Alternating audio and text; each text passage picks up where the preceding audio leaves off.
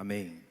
Vamos continuar com este mesmo espírito, nessa mesma atitude, adorando ao Senhor, agora também ouvindo a palavra do Senhor. Nós estamos iniciando hoje à noite uma série de mensagens para as celebrações noturnas do mês de janeiro. E à noite nós estaremos meditando sobre prioridades. Nós queremos convidar a igreja a participar conosco, orando pelos pregadores, por mim, pelo pastor Igor, mas também meditando ao longo da semana sobre os desafios da palavra de Deus para a nossa vida com relação às prioridades. Não só porque estamos iniciando mais um ano, mas porque precisamos sempre revisar diante de Deus a nossa escala de valores, as nossas prioridades, como nós organizamos as nossas vidas. E nós pensamos em prioridades a partir daquilo que o próprio termo significa. Prioridade é aquilo que vem primeiro, que vem antes, é aquilo que está à frente. E essas prioridades, aquilo que nós estabelecemos no topo da lista da nossa agenda, dos nossos planos, são indispensáveis para a otimização, para o melhor uso do nosso tempo e da nossa energia, para não dizer dos nossos recursos. Mas se nós falamos em tempo e entendemos que ele é limitado, se falamos em energia, mais do que o tempo também é limitado, nós precisamos usar bem aquilo que Deus põe diante de nós. Então, estabelecer prioridades é indispensável para o melhor aproveitamento da vida, especialmente do tempo e, mais especificamente, da energia, porque nós não temos condição de dar conta de todas as demandas, de todos os apelos, de todas as vozes de comando que nós ouvimos todos os dias. Nós somos muito cobrados, nós somos muito exigidos. Então nós precisamos manter o foco.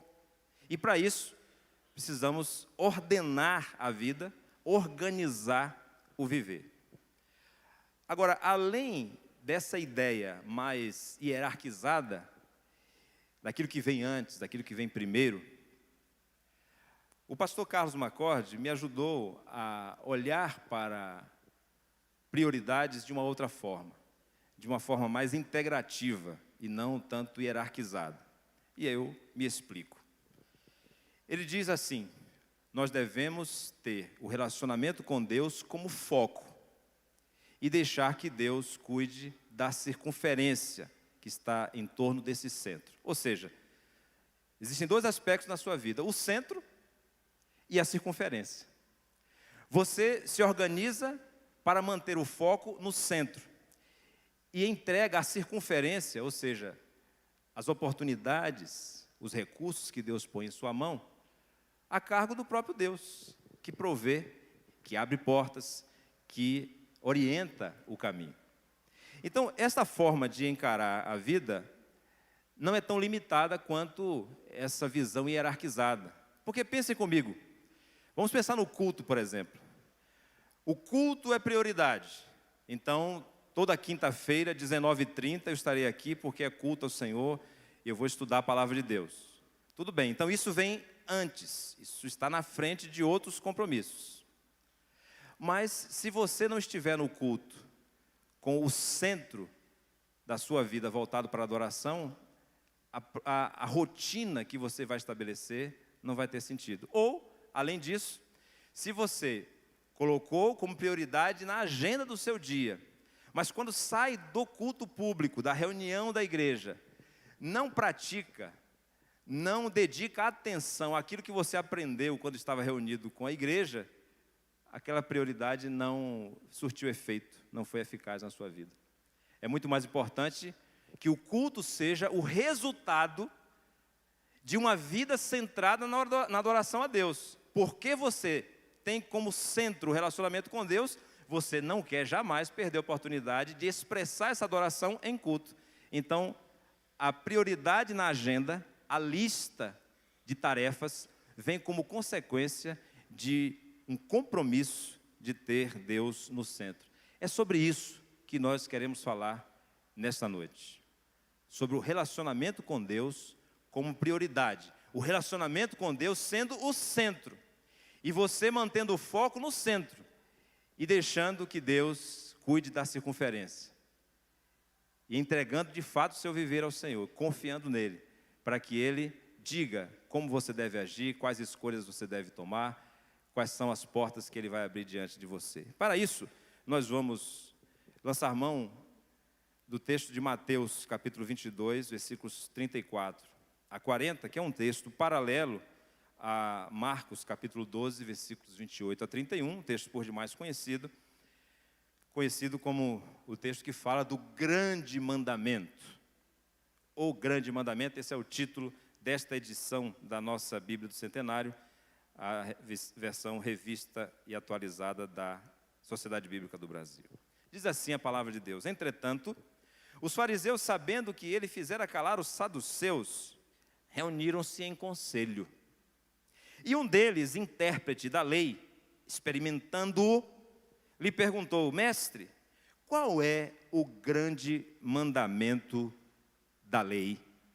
Respondeu-lhe Jesus: amarás o Senhor teu Deus de todo o teu coração, de toda a tua alma e de todo o teu entendimento. Este é o grande e primeiro mandamento. O segundo, semelhante a este, é: amarás o teu próximo como a ti mesmo. Destes dois mandamentos dependem toda a lei e os profetas. Que Deus nos abençoe com a leitura e a meditação na sua palavra. Oremos. Amado Senhor, diante do Senhor, temendo a Ti, diante da Tua palavra, crendo que ela é poderosa para trazer luz à nossa mente, para trazer paz ao nosso coração e para revelar, ó Deus, aquilo que em nós precisa ser mudado, confiados, ó Deus, na presença e também no poder do Teu Santo Espírito, nós pedimos ao Senhor que esta oportunidade sirva para o nosso crescimento, para a transformação do nosso caráter, para a melhor preparação para Te servir. É assim que oramos em nome de Jesus. Amém. O ponto no qual encontramos Jesus em diálogo com este perito na lei, enviado pelos fariseus, é o momento de maior tensão na relação de Jesus com os grupos religiosos que se levantaram em oposição a ele, oposição intensa dos líderes de Israel. E a explicação para essa oposição é que Jesus insistentemente estava mostrando àqueles líderes que eles de fato não conheciam a lei de Deus, não conheciam a palavra de Deus, não conheciam a Deus. E isso era um vexame, isso era humilhante, porque Jesus trazia uma sabedoria do alto, obviamente, porque Ele era o próprio Deus falando da sua palavra, que constrangia, que expunha a fragilidade dos argumentos daqueles homens que eram considerados como os mais sábios da nação. O versículo 29 diz: respondeu-lhe Jesus: errais não conhecendo as Escrituras nem o poder de Deus. Então essa oposição foi crescendo à medida que Jesus mostrava a contradição do ensino, do jugo daqueles líderes religiosos, da interpretação que eles faziam da lei.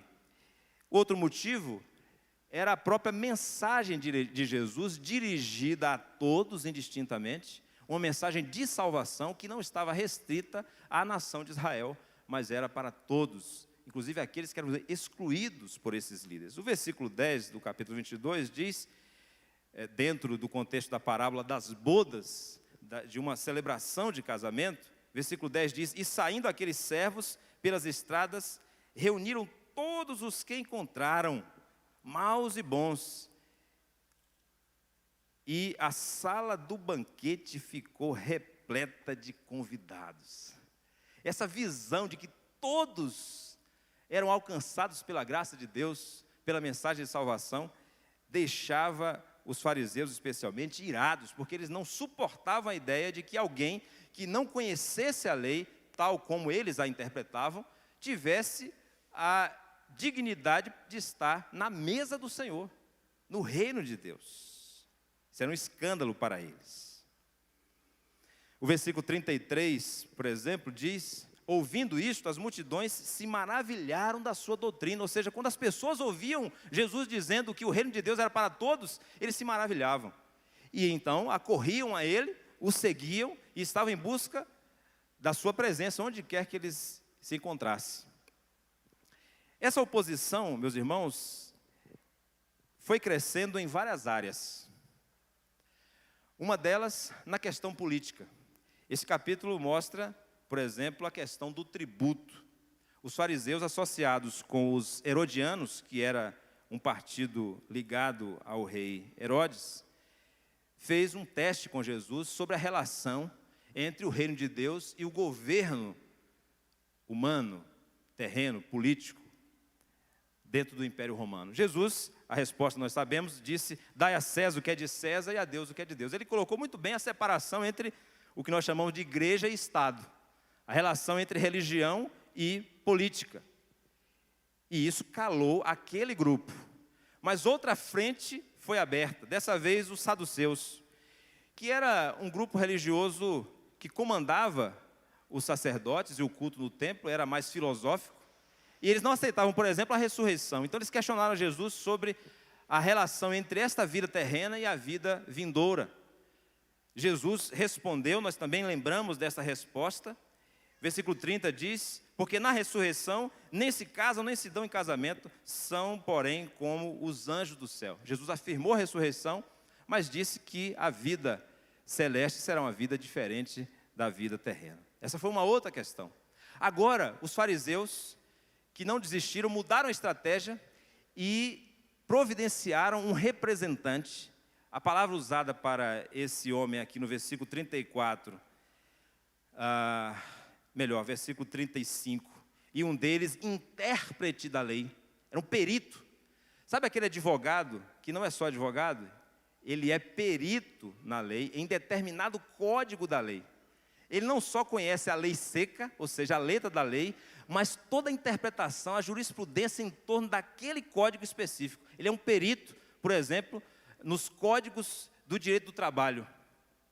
Ele é um especialista. Então, os fariseus convidaram alguém que jamais poderia se fazer calar diante de qualquer rabino que vinha lá do norte, que vinha de Nazaré, que vinha da Galileia. Jamais esperavam que alguém pudesse fazer calar aquele homem. Pois bem, ele apresenta a questão da relação entre o homem e Deus, entre o homem, Deus e o próximo, e Jesus responde, como nós sabemos, relacionando o primeiro mandamento com outro mandamento, que é o mandamento de amar o próximo. Para a gente entender um pouco como funcionava a mentalidade daquele grupo religioso chamado de fariseus, era mais ou menos assim: eles dividiam a lei. Na verdade, eles identificaram na lei 613 mandamentos, e eles dividiam esses 613 mandamentos em dois grupos: mandamentos positivos, 248 mandamentos positivos, afirmativos, e 365 mandamentos negativos, com um não. Então, os pedagogos que se resolvam, porque desde esse tempo aqui o não já tem a quantidade suficiente de pelo menos um por dia. Então não vai matar a criança dizer não a ela, pelo contrário.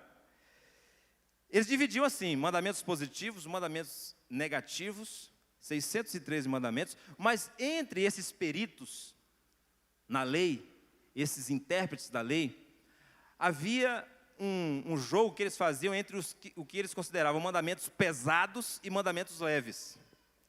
Qual é o mais pesado? Qual é o mais leve? Começavam a colocar na balança. Olha, se você não puder cumprir os leves, pelo menos o pesado você tem que cumprir. Era mais ou menos isso. Meus irmãos, a religiosidade popular no Brasil faz isso. Você já identificou? Sabe aquela história de pecadinho e pecadão? Essa coisa, isso é farisaísmo, meus irmãos. Muitas vezes nós estamos na fila dos fariseus, a gente nem sabe. A gente está dizendo, olha, adultério, sonegação, né? Roubo. Isso aí não. Mas uma mentirinha. Então isso é colocar mandamentos pesados e mandamentos leves. Isso é farisaísmo. E a gente precisa estar atento a isso. O fato é que ele faz uma pergunta sobre qual é o mandamento mais pesado. É como se ele estivesse dizendo a Jesus assim: no vestibular da relação com Deus, qual é a matéria que tem mais peso, né? Aquela que você pode tirar 30%, mas aquela que você tem que tirar acima de 80%. Qual é que tem mais peso? E Jesus, então, dá uma resposta que não é uma inovação. Jesus não foi criativo aqui, ele não inventou nada. Ele está repetindo aquilo que era comum de ser dito nessas discussões. O diferencial de Jesus no seu ensino, meus irmãos, não é que ele necessariamente trouxe algo novo, é que a vida dele era nova. É que ele vivia aquilo que ele ensinava, é que ele falava como quem tinha autoridade, o seu ensino era baseado em autoridade. Lembre-se disso, não é que Jesus necessariamente disse algo diferente dos rabinos, mas que a vida dele atestava que ele de fato era Deus. E ele diz então que o resumo de todo o Antigo Testamento é Deuteronômio 6:5 e Levítico 19:18. Amarás o Senhor teu Deus de todo o teu coração, toda a tua alma e todo o teu entendimento, e amarás o teu próximo como a ti mesmo. E ele enfatiza que o segundo é semelhante ao primeiro, porque ele está dizendo que há uma implicação.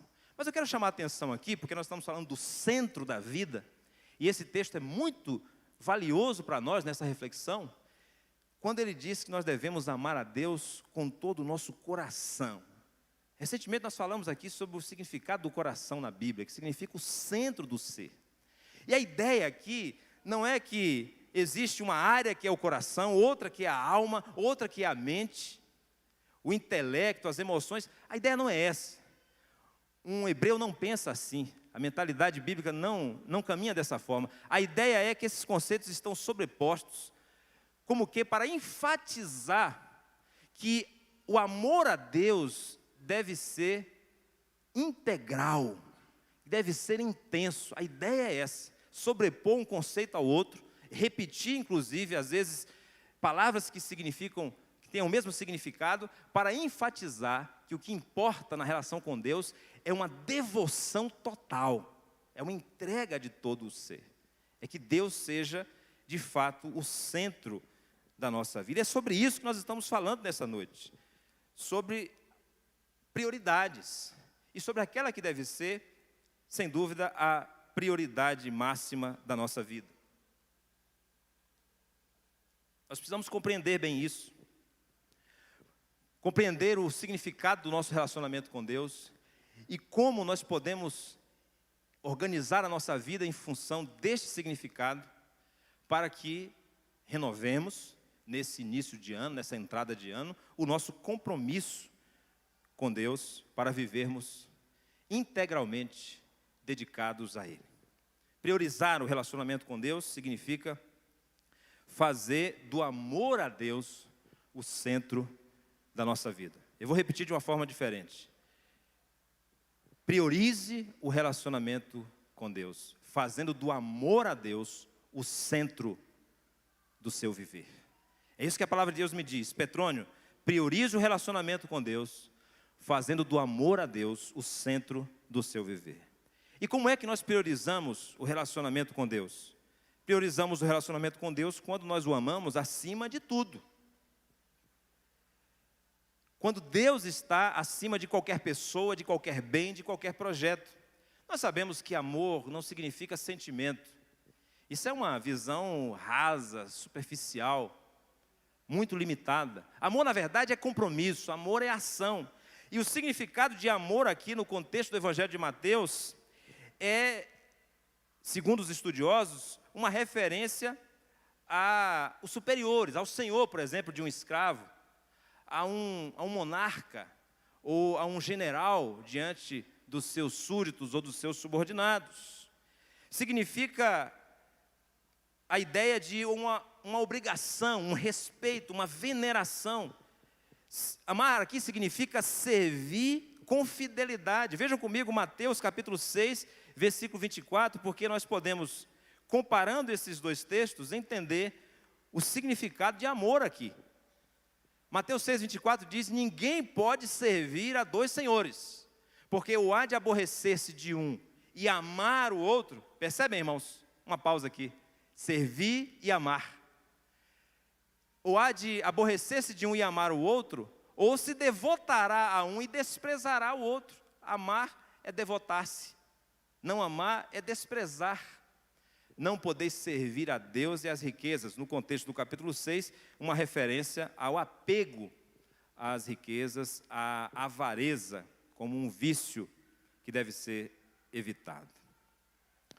Jesus, meus irmãos, está apresentando diante daquele teste uma resposta que nos orienta sobre como podemos fazer de Deus, do relacionamento com Ele, o centro da nossa vida. É quando nós o amamos, é quando nós nos devotamos a Ele acima de todas as coisas.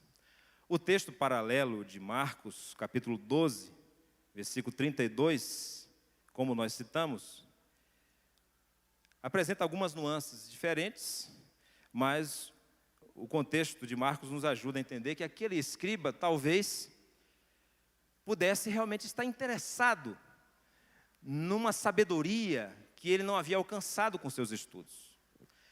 Os evangelhos não descrevem a resposta dele diante do que Jesus revelou, como ele reagiu, mas a gente pode perceber que havia algo além da estratégia dos fariseus de enviar aquele homem a Jesus. Vejam que no capítulo 12 de Marcos, versículo 31, quando Jesus dá essa resposta que nós lemos, o versículo 32 diz: disse-lhe o escriba, muito bem, mestre, e com verdade disseste que ele é o único, não há outro senão ele, e que amar a Deus de todo o coração, de todo entendimento e de toda a força, e amar ao próximo como a si mesmo, excede todos os holocaustos e sacrifícios.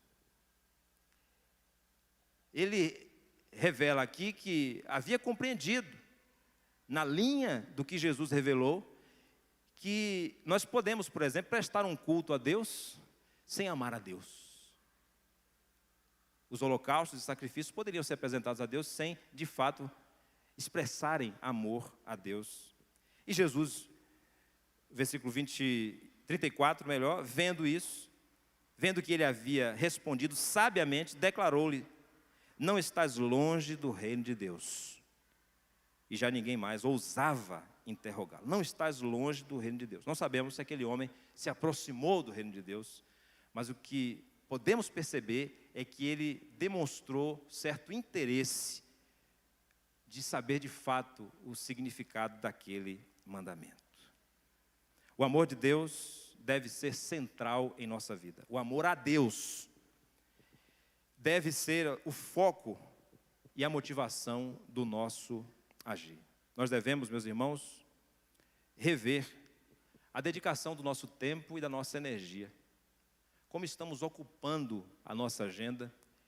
E mais do que isso, não só o tempo que dedicamos ao trabalho, às pessoas, aos projetos, mas de forma mais profunda, como estamos nos devotando a isso, a energia que nós estamos desprendendo em todas essas situações, em todos esses projetos ou nos bens que nós possuímos. Precisamos avaliar isso continuamente, não só no início do ano. Agora, a oportunidade que foi criada com o calendário, claro, nos incentiva a fazer essa reavaliação.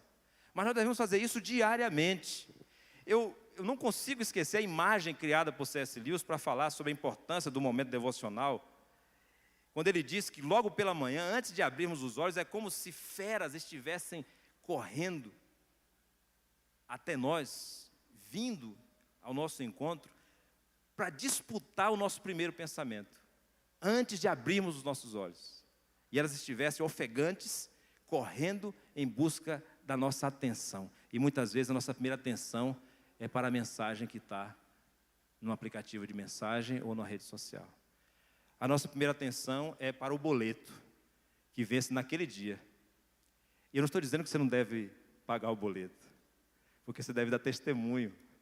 Então você deve pagar o boleto.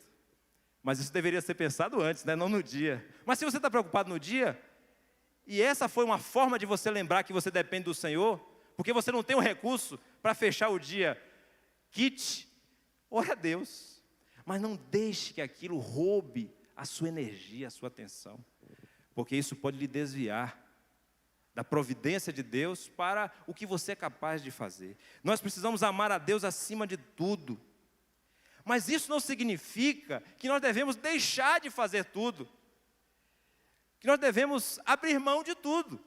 Pelo contrário, se Ele é o centro, então nós podemos fazer tudo que Ele nos permitir, tudo que foi aprovado por Ele, podemos ter tudo que Ele nos dá como recurso para amá-lo e amar ao próximo, tendo Ele como centro da nossa vida. Nós precisamos, e eu falei recentemente aqui, fugir da tentação do monasticismo evangélico. Ou seja, vamos fugir. Parece até música popular. Vamos fugir. Então a gente foge para uma vida religiosa, a gente foge para um legalismo, a gente foge para um farisaísmo, e isso satisfaz a expectativa das pessoas, e todos vamos ver a nossa reputação e até se alegrar. Olha que crente maravilhoso. Mas isso pode ser uma fuga. Nós precisamos, de fato, meus irmãos, encarar a vida como ela é, as oportunidades, o trabalho, os nossos empreendimentos, os nossos relacionamentos, viver uma vida normal. O cristão tem que viver uma vida normal, dentro das oportunidades que Deus lhe deu, mas sem perder em nenhum instante o foco, a atenção devida ao Senhor, porque é isso que vai canalizar o nosso amor a Deus, que vai dirigir o nosso amor ao Senhor. Talvez sirva para um resumo disso, pelo menos para mim é suficiente, Mateus 6,33. Você lembra de Mateus 6,33? Mas buscai primeiro o reino de Deus, e as demais coisas vos serão acrescentadas. Eu fico intrigado com isso, porque Ele está dizendo, o Senhor Jesus dizendo, e as demais coisas. Mas isso, as demais coisas, são coisas que nós valorizamos. São pessoas, são projetos, são bens. É a nossa reputação, é o nosso nome, é o nosso patrimônio. E Ele diz, as demais coisas. Busque primeiro o reino de Deus e a sua justiça. E as demais coisas. Mas nós não podemos dividir a nossa vida. Não podemos buscar o reino de Deus enquanto estamos no culto, enquanto estamos no momento devocional, e depois separamos. Agora nós vamos cuidar das demais coisas que devem ser cuidadas de acordo com o que a gente aprendeu com os pais, que a gente aprende com a cultura, do jeito que dá, do jeitinho brasileiro. Porque é diferente. A vida real, o mundo, nesse capitalismo selvagem, lá vou eu com outra música popular. Então, a gente vive encharcado, influenciado por uma cultura, por um jeito de fazer, por uma influência que vem agora muito mais das redes sociais, e a gente se separa. Não. A gente vai buscar a Deus em primeiro lugar, e a gente vai relativizar todas as demais coisas. Não é que você vai deixar de fazer, não é que você vai deixar de ter, é que você vai relativizar. E isso é que é duro, isso é que é mais difícil.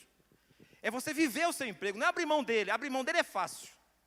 É você viver o seu emprego, mas você entender que aquilo ali é uma porta que Deus abriu, e Deus tem um propósito na sua vida, naquela empresa, naquele tempo. Não é simplesmente você deixar os relacionamentos, isso é fácil. É viver o relacionamento, mas ser claro com a pessoa e dizer assim, olha, eu sou um cristão, não posso fazer isso que você está dizendo. Aí você precisa buscar em primeiro lugar o reino de Deus, mas não fugir da realidade para a qual Deus lhe leva. O Senhor Jesus, meus irmãos, e eu quero insistir nesse ponto, deu exemplo. A diferença do seu ensino era a sua vida, a autoridade da sua vida. Vamos lembrar de Mateus 4:4, quando Satanás tenta Jesus no deserto. Eu ainda estou em Mateus, no Evangelho de Mateus. Satanás tenta Jesus no deserto, ele está com fome, e Satanás oferece então a possibilidade de usar o poder que lhe era devido para mudar aquela situação. E Jesus então aproveita aquela oportunidade para dizer que ele dependia do Pai, do seu relacionamento com Deus. Que o seu relacionamento com Deus era o centro da sua vida. E ele então estava satisfeito com o que ele ouvia do Pai, com a palavra do Senhor. E sabe o que ele ouviu do Pai? O capítulo 3 encerra dizendo, este é meu filho amado, em quem me comprazo. Isso é viver com Deus no centro, mesmo no deserto, mesmo sendo acossado por Satanás. Mas no momento talvez ainda mais difícil, capítulo 26, versículo 38 e 39 do Evangelho de Mateus, Jesus de novo nos dá o exemplo. E o versículo 38 diz, a minha alma está profundamente triste até a morte, ficai aqui e vigiai comigo. Mas ele estava só. porque os 3 discípulos que ele selecionou para ir com ele até o jardim estavam dominados pelo sono. O texto diz então que ele se adianta um pouco, se prostra com o rosto em terra e orando, dizendo: meu Pai, se possível, passa de mim este cálice. Todavia, não seja como eu quero, e sim como tu queres. Isso é amar a Deus. É dedicação total a Deus. É devoção à vontade de Deus. Como eu disse hoje pela manhã, é boa, perfeita e agradável. Deus não erra. Deus é bom. Como me abençoou hoje pela manhã o irmão Eliseu me encontrar hoje aqui, e a primeira palavra que ele me disse foi: Deus é bom. Deus é bom. 3 vezes ele me disse: Deus é bom. É isso, meus irmãos. Deus não erra. Deus não falha. Deus é soberano. E Ele é digno do nosso amor. Ele é digno da nossa devoção. Ele é digno que você não ceda a Satanás. Ele é digno que você não ceda à sua própria carne. Ele é digno, Ele merece. Ele deve ser a pessoa principal na sua vida, o alvo do seu amor maior. Eu fui ordenado muito jovem e entrei no seminário com 18 anos. Então eu não vivi experiências, por exemplo, como servir ao exército, ascender numa carreira numa empresa, ou ter uma empresa, começar desde o início um empreendimento. A minha experiência foi praticamente toda dentro da igreja, no seminário, no ministério. Então as experiências dos irmãos me abençoam muito. Quando eu visito o irmão, quando eu converso com o irmão no corredor, o irmão me conta uma experiência, na minha cabeça funciona assim: eu simulo como se eu estivesse vivendo com o irmão essa experiência, lá onde eu não vou poder viver. Então, no início do ministério, algumas experiências me marcaram muito, por isso que eu trago e sempre repito. Por exemplo, eu já contei aqui que uma vez, acompanhando uma irmã, no sepultamento da sua mãe, ela, naquele contexto ali, disse, talvez emocionada, que pediu oração sobre a sua família, porque ela havia deixado o emprego.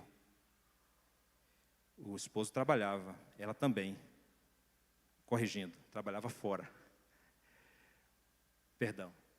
E ela também. Mas agora ela estava trabalhando só em casa, cuidando do seu filho, que era uma criança, e ela pediu oração por isso. E eu, automaticamente, e aí eu digo precipitadamente, disse: não, minha irmã, eu vou orar para que Deus abra uma porta de emprego para a irmã. Ela disse: não, pastor, não ore por isso não.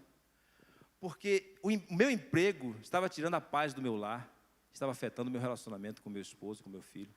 Então foi uma providência de Deus eu não ter emprego agora. A questão não é ter emprego ou não ter emprego. A questão não é emprego ou desemprego, entende? A questão é: Deus é o centro da sua vida? Se Ele é o centro da sua vida, você vai glorificar Ele com o seu emprego. Mas se o seu emprego está impedindo que Deus seja glorificado através da sua vida, por amor a Ele, você vai pedir: Senhor, me dá a condição de viver sem esse emprego. Uma outra situação que me impactou, também no início do ministério, um irmão que me procurou dizendo: pastor, eu estou sendo obrigado pela minha empresa a mentir em juízo,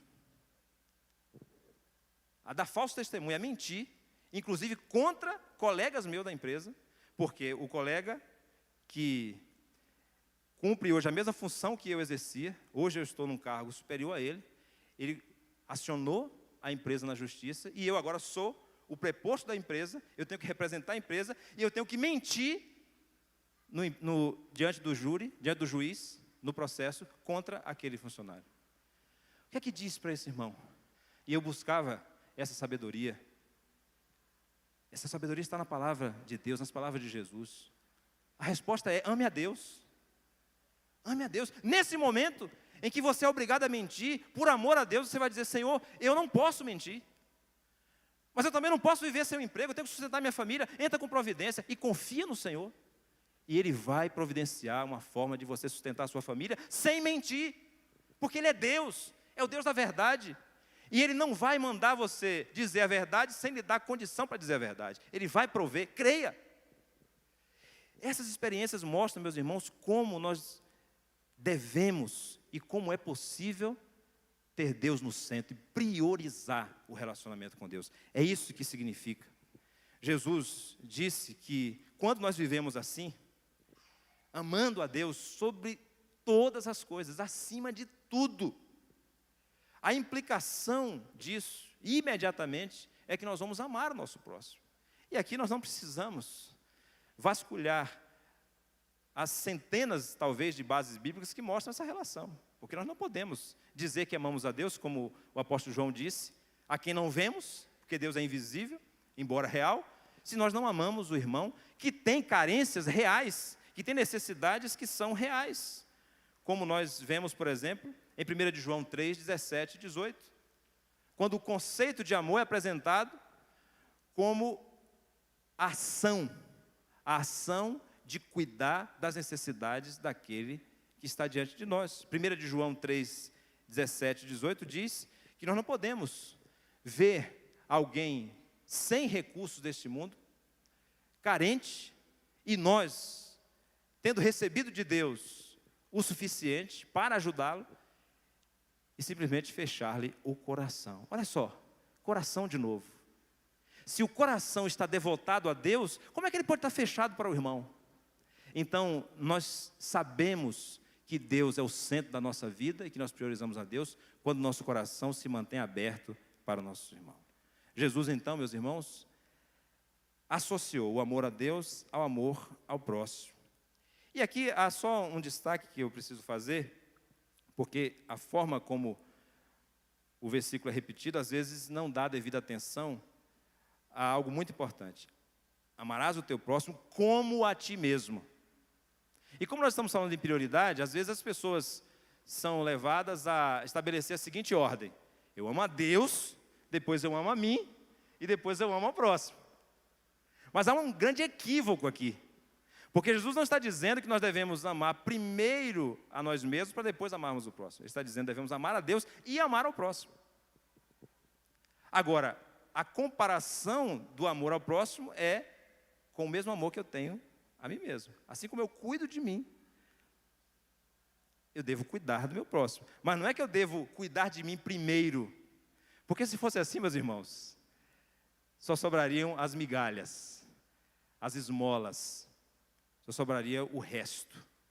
O que Deus está dizendo é, se você tem condição, se você tem recursos deste mundo, e você vê o seu irmão passando necessidade, você não pode fechar o coração. Não diz quanto você deve dar, não diz o que você deve fazer, só diz que você deve manter o coração aberto, porque isso é um sinal de que você tem Deus no centro da sua vida. Enquanto o mundo, meus irmãos, ama as coisas e usa as pessoas, nós somos desafiados pela palavra de Deus a amarmos a Deus, amando aqueles que Deus nos deu para amar, aqueles que precisam do nosso amor. E assim nós vamos aprender a cada dia a usar as coisas para cumprir o propósito de Deus na vida de quem precisa do nosso amor. Esse é o desafio da palavra de Deus. As pessoas que estão à nossa volta carecem disso, carecem da prática do amor a Deus, voltada para a necessidade deles. Deus nos plantou, meus irmãos, em determinados lugares, como a minha família aqui em Divinópolis, como disse hoje pela manhã. Plantou você na empresa onde você trabalha, na rua onde você mora, e ao seu redor abriu uma circunferência, abriu oportunidades, pessoas que são valiosas para Deus e que carecem do amor de Deus através da sua vida. Eu creio que o mais importante no momento em que vivemos, diante dessa confusão gerada pela pandemia, desse retorno àquilo que nós convencionamos como normal, é constatar, meus irmãos, quanta confusão, quanta influência, quanta disputa pela nossa atenção. E eu não tenho deixado de pensar em algo que eu, sempre que posso, repito aqui. Nós precisamos fazer mudanças estruturais na nossa vida. Nós não vamos amar a Deus, não vamos amar o próximo, se a nossa vida correr de acordo com o mundo, de acordo com o estilo de vida de pessoas sem Deus, de acordo com a moda de acordo com o consumo. Nós precisamos fazer mudanças para que a nossa vida seja leve, embora profunda, no relacionamento com Deus. Para que a nossa vida seja desapegada, livre de amarras, de embaraços, para que nós possamos ter condição de nos devotar ao Senhor. E eu lembro, como última passagem que quero citar, de Mateus 8:20, de uma palavra de Jesus no Evangelho de Mateus sobre isso. Quando ele responde a alguém que queria seguir, Mateus 8:18 diz: vendo Jesus muita gente ao seu redor, ordenou que passassem para outra margem. Então, aproximando-se dele um escriba, disse: mestre, seguir-te-ei para onde quer que fores. Jesus, então, sabendo qual a intenção dele, naquele momento, disse: as raposas têm covis, as aves do céu ninhos, mas o Filho do Homem não tem onde reclinar a cabeça. Ele sabia que a intenção daquele escriba era participar de um futuro possível reino de Jesus, tendo uma posição de destaque. Jesus disse: eu fiz uma escolha.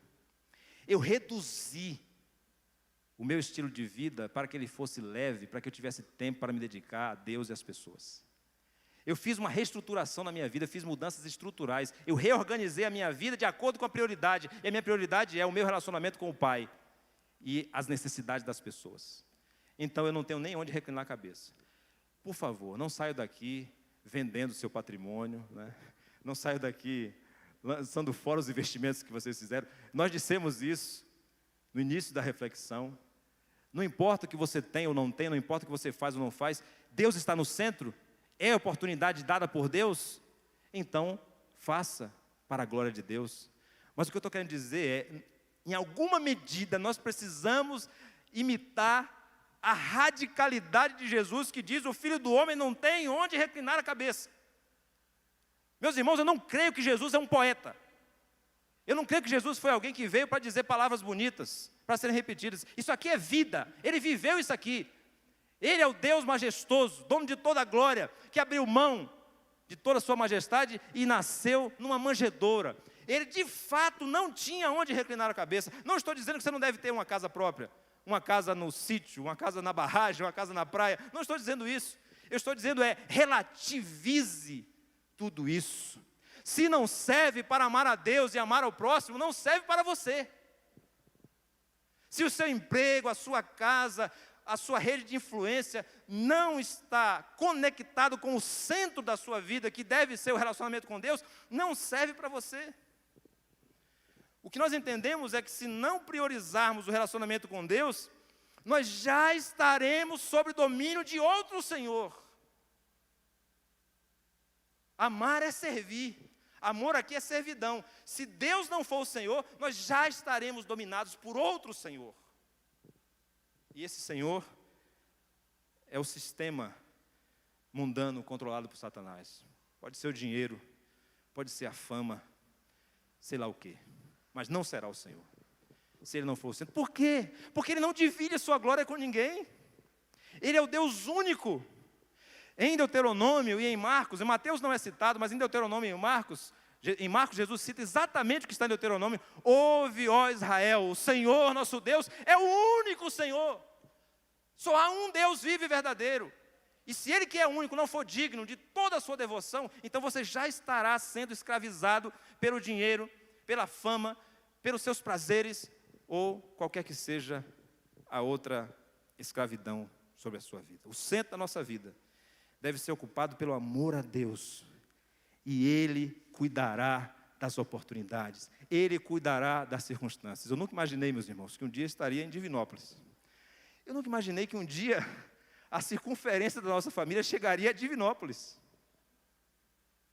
Meu pai morou em Minas Gerais até os 4 anos de idade, em Teófilo Otoni. Os irmãos aqui nem consideram Minas Gerais a Bahia já, né? Mas eu nunca imaginava, eu ouvia essas histórias quando era criança, nunca imaginava, e Deus simplesmente pegou aquele compasso, sabe o compasso que a gente usava na escola? E quando eu pensava que a circunferência era em torno de um ponto, Deus simplesmente abriu o compasso e nos trouxe aqui, simplesmente para fazer a sua vontade. Deus pode levar você para fora do país. Deus pode levar você para um cargo de chefia na sua empresa. Deus pode dar a você uma ideia para criar uma empresa que seja a resposta à dor de tantas pessoas. Deus pode levar você a promover desenvolvimento, prosperidade para essa cidade, para o país, seja lá como for. A circunferência, entregue ao Senhor, mas não deixe de amar ao Senhor em todo o tempo e dedicar a Ele toda a sua energia. Quais são as barreiras que têm impedido que Deus seja prioridade em sua vida? Eu poderia perguntar, será que não é a dependência emocional de alguém? Será que você não passa 24 horas do dia pensando nessa pessoa?